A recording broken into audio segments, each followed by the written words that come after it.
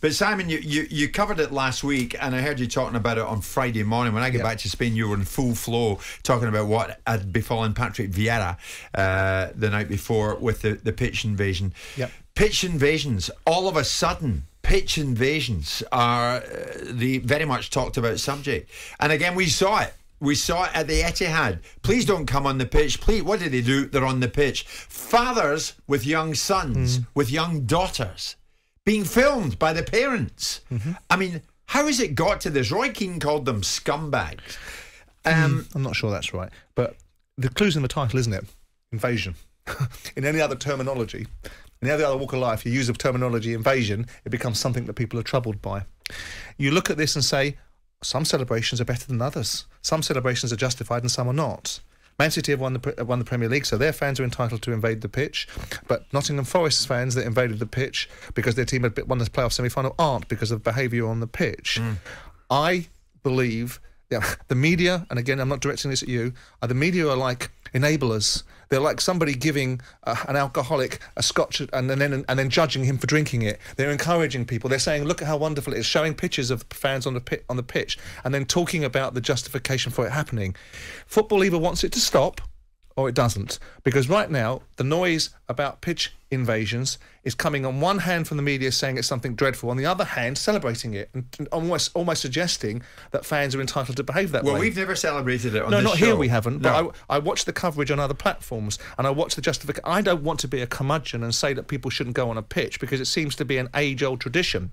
But tragically, everything about the way fans are perceived, we do an independent review of football, we call it the fan-led review. Everything's about empowering fans. We all get it. I got it as a former owner. One of the most important parts of a football club and the lifeblood of a football club are fans. But you've now got a situation where people think they've got a sense of entitlement. I look at those Man City fans yesterday, and my overarching reaction to them is not because it's Man City, brilliant football club, well done for winning the Premier League. Your fans are imbeciles for going on the pitch. And Man City for not stopping it and knowing it was coming and not saying to the fans, we're going to police this properly, and if you do this, we're not going to bring the trophy out, we're not going to celebrate the trophy, we're not going to allow the pitch to be invaded and you get off the pitch when you feel like it.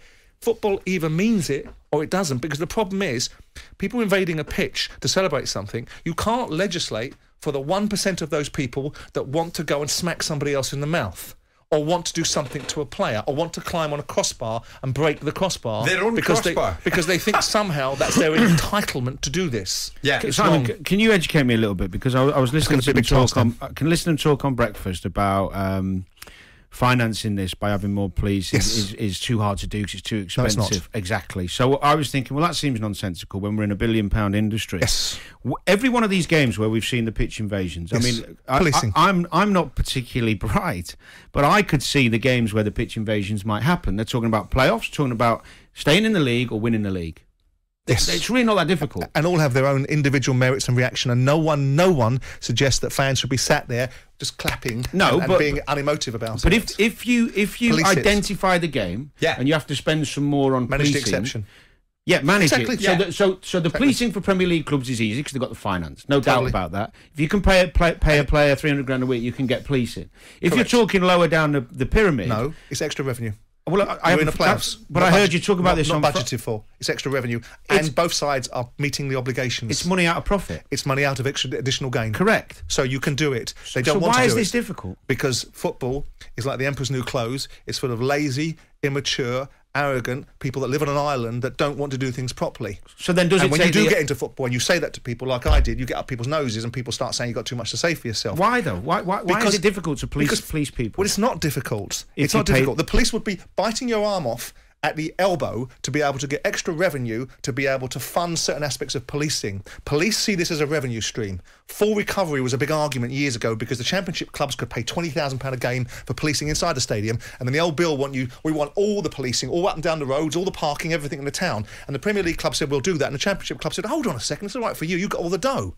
In this situation, they can spend £100,000, £200,000 on policing a game. If you do not want people on that pitch, then you will stop it. Then is it that simple, Simon? The way you're describing it, is it this simple? So the balance is Yes, you can stop it. Yeah. What are you prepared to do it? Yeah. And football is not prepared to do anything about it. Is that it because actually wants it. See, last week in Seville, but it doesn't want the byproduct there of it. wasn't a fan in that stadium, Yeah, but you're in a Frankfurt different Rangers, country. who go on the pitch. They go on the pitch at their peril because the Spanish were ready for them. Absolutely. So why can we not get it same way here? I made an observation, and Everton fans took it to great exception and reminded me what a failed football club owner I was, because I said, why would you go on a pitch and celebrate avoiding relegation, having spent £500 million and being an enormous football club, and go on a pitch? And they said, of course, you don't get it, you don't understand football, you're not a fan, it's about relief. We all get it, it's about relief. We all get that we're emotional, but that doesn't entitle you to do precisely what you want. You earn the right to be on that pitch. So then the player goes on that pitch and a referee goes on that pitch. An owner doesn't go on that pitch. Nobody goes on that pitch besides the players. But the clubs aren't willing to put their hand in the pockets of police inside the stadiums because there's not a repercussion from the FA for the clubs for not doing it. That seems to be the case. Would that be fair? That seems to be the case. If the decision is being made, because sending out a notice on the stadium, everyone knows it's going to ignore it.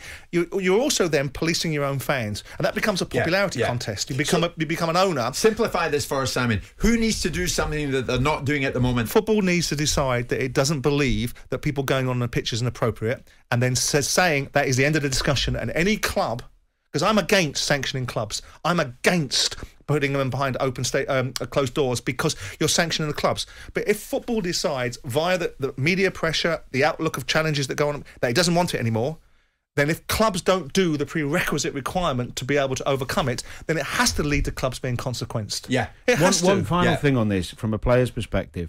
I was talking about this the other day to somebody, and nearly all of my greatest memories of playing football have come when I've won a trophy. And I've been on the pitch celebrating winning that trophy with the supporters from afar, singing You'll Never Walk Alone for me as a group of players, with the supporters at the Millennium, doing it in Dortmund when we beat Alaves. They're my greatest memories. The fans are depriving the players of having these wonderful moments with them and celebrating with them. Yeah. But now it's gone too far, though, Danny. Now, what we're seeing now, but even if you unfortunately... even if you take away the assaults and the horrendous behaviour, even if they're coming on, just euphorically... But the clubs must want it. They must want it. Everybody's watched the scenes. Man City sat there and watched Nottingham Forest. They watched Port Vale. They watched the other instances going on during the course of this week. They made a conscious decision to allow their fans on the pitch. And a stadium announcement and stewards waving them on is not a conscious decision to prevent it, it's to allow it. I wonder how are people feeling this morning? Manchester City fans who actually went on that pitch yesterday. Any sense of regret that you did it? Because you've embarrassed yourselves and the club at the same time. So why do you do it when you're told not to do it? So this is a test for you. If you were on the pitch yesterday at the Etihad post-match, tell us why you did it. Would you do it again? Taking pictures. Because you know what we're talking about this morning. Taking pictures of your kids climbing on the goalpost. Taking pictures of your kids climbing on goalpost. Taking pictures of your kids on a pitch you were told not to go onto. 03717 223344. Give us a call if you feel you can do it. Jim White and Simon Jordan. Monday to Friday mornings from 10 on AM, on DAB, via the talkSPORT app and on your smart speaker. talkSPORT.